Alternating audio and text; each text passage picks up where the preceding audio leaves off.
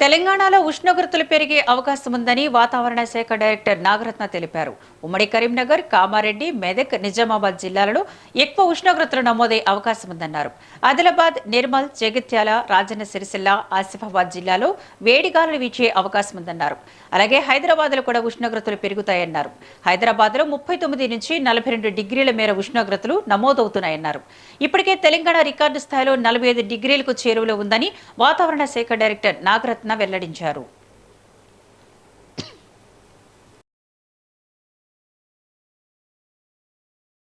ప్రస్తుతం వాతావరణ పరిస్థితులు చూసుకున్నట్లయితే ద్రోణి ఒకటి మధ్యప్రదేశ్ నుండి కొమరిన్ ఏరియా వరకు కూడా 0.9 కిలోమీటర్స్ ఎత్తున ప్రస్తుతం కొనసాగుతుంది. ఇది ఇంటీరియర్ కర్ణాటక మరియు తమిళనాడు వరకు కూడా దీని యొక్క ఆవరణ ఉంది. అయితే ప్రస్తుతం చూసుకున్నట్లయితే ఈ నార్త్ వెస్టర్లీ విండ్స్ అవి కూడా స్ట్రాంగ్గా ఉండటం వల్ల తెలంగాణ పైన ఈరోజు రేపు ఉష్ణోగ్రతలు అత్యధికంగా నమోదయ్యే అవకాశాలు ఎక్కువగా కనిపిస్తున్నాయి.